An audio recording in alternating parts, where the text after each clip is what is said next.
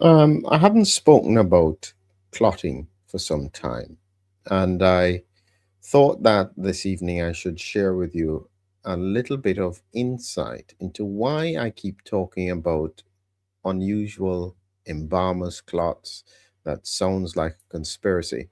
And for some people, it would represent a risk to credibility because what serious scientist or doctor would be talking about abnormal clotting because if it was occurring, we would see it already. That can sometimes be the thinking. However, to understand where I'm coming from, you have to understand the sequence of things that happened at the time. This is now probably about 2 years ago that made me take this stance. So, for the first time in 2023, I had interviewed Tom Haviland, and Tom is a retired major from the US, and he was focused on embalmers clots and some of the abnormal patterns that were being seen. And he was raising awareness through research, looking at surveys on abnormal clot patterns. And so when I interviewed him, it became clear to me that there was something unusual happening here. And when I eventually got the bigger story, talking with people like Richard Hirschman and Embalmer, and I realized how it became like a conspiracy theory, I suddenly realized the scientific significance of what was happening. So I think it was just coincidental at the time when Died Suddenly came out as a documentary that it was immediately classed as an anti-vax hit at the institutions at the time, and so it was largely ignored. Now, what I then realized is that he was specifically raising awareness about an observation, and the observation got picked up in a certain way that would then position it more like an argument about vax versus anti vax rather than purely objective observational science. There is something abnormal happening here with regards to clotting, and as embalmers, we don't know why it's happening. Okay, so that's where it started from. And then two things happened in early 2024. This is about 2 years ago now. The first thing that happened is that I was contacted by someone far away from me in the world who was doing research on the clots. Now, up to this time, I had been presuming that nobody would even try and take a look at it, and it was raising awareness of the point. But then I was brought to my attention that there were scientists who were quietly trying to do the research. And they were going about it in a very cautious, systematic way.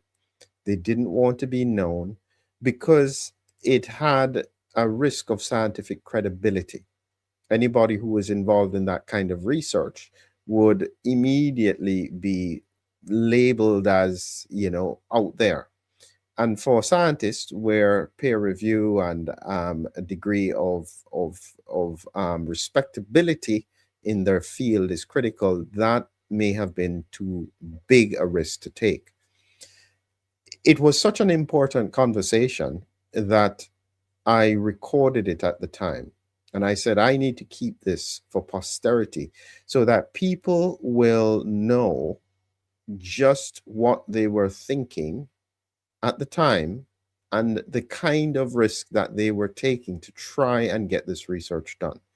So it's important to note that there are still many good scientists out there who will find ways to be able to see if they can get to the truth, but it always comes with risk.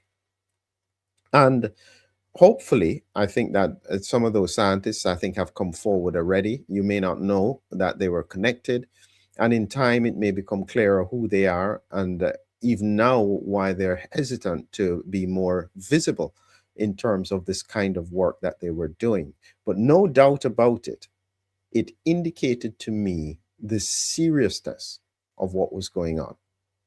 Listen, and all I can tell you is that after I had that conversation, I had to sit down and reflect on the implications that they had seen. Meaning that what they were seeing here is that they were saying this, they have never seen anything like this before. And the implications to human health were quite significant. And so when we look at it that way, you realize that in reality, we are dealing with quite a significant situation that can, in a sense, probably only get worse. Now, the second thing that happened that I think is very important is that I then got contacted coincidentally within a few months by a whistleblower who was located somewhere else in the world.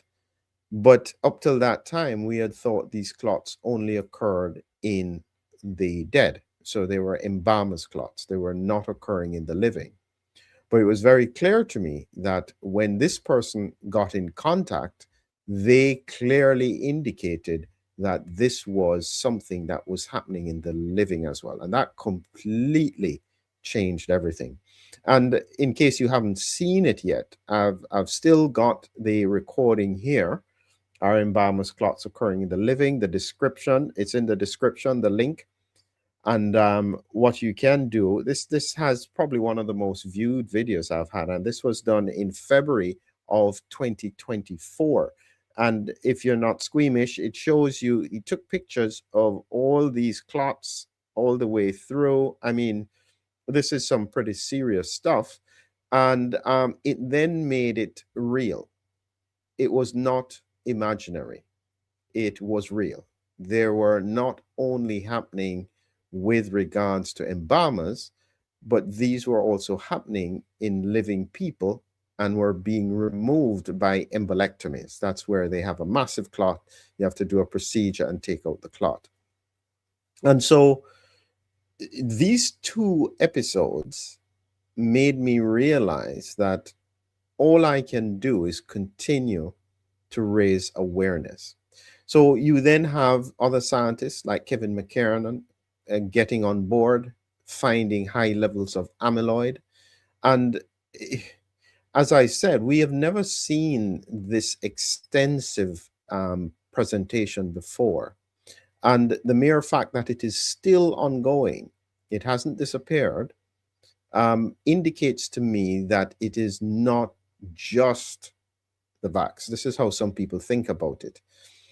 I don't doubt that this is a significant contributor, and I think it may be related to bits of the lipid nanoparticles, not necessarily just the spike protein. It's very, very complex science that is going on.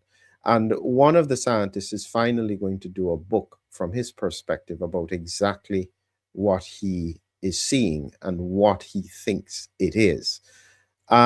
And I think that we do need a lot more scientific input into trying to understand these patterns.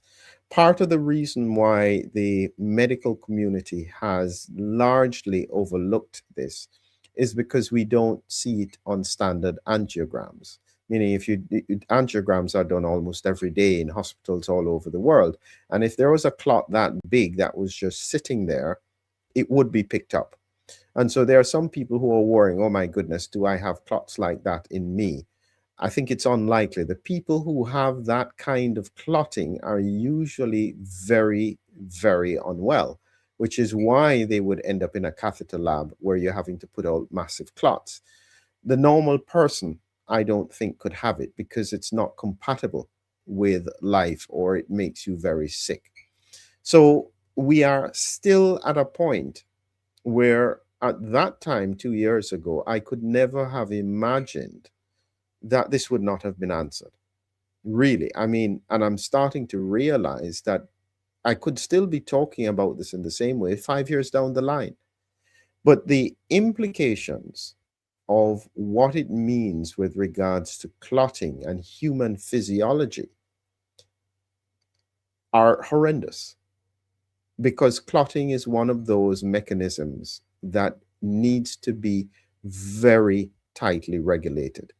You have a very tight balance. If you have too little clotting, you bleed to death. That's hemophilia, and so on. And so if you can't clot, you bleed. This is the risk when we have patients on blood thinners. Right on the other side is that if you start making too many clots, you block the blood vessels. And that's what would lead to heart attacks, strokes, pulmonary emboli, deep vein thrombosis, all of these other vascular issues. And so clotting has to be so tightly regulated that anything that throws it slightly out of balance is a risk at a population level. We still don't understand exactly why. And so speculating about the exact cause, whilst I think that it may be a reasonable inference, we still don't know how and why, because none of these things happen temporarily with regards to when somebody has been jabbed. So it's not as if somebody has been jabbed and they suddenly get all of these things. It doesn't happen like that.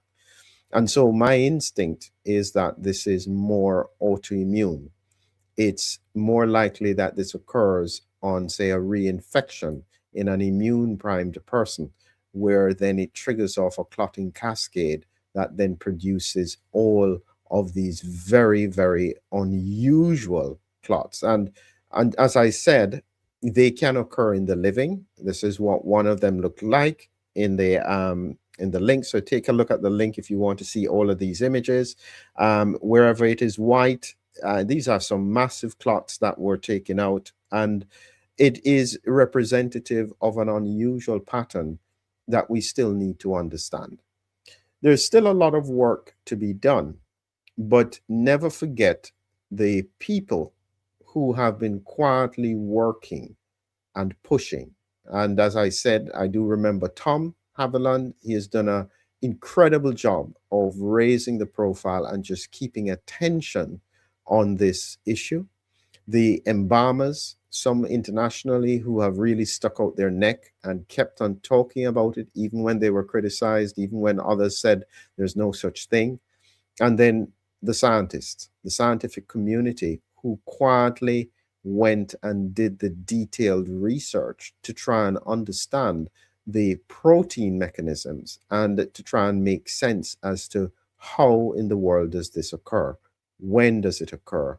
Who is affected by it? The first doctor, Dr. Charles Comrie from Jamaica, who came forward and said, yep, I've seen this in one of my autopsies. All of it together indicates that this is something significant. It should never have been ignored. It should not be ignored now. And there is a responsibility, whether or not it fits within a narrative, to investigate it thoroughly. Time will tell whether or not in another few years I'm still talking about this as if it's some kind of a conspiracy or something. And as I said, I could never have believed 2 years down the line it would still not have been investigated thoroughly, and the scientific community would still think that this is something in the imagination of embalmers across the world, seeing the same thing and wondering, how is this possible? Still a lot more work to do, many people to convince, and this could take us a decade. Have a good evening.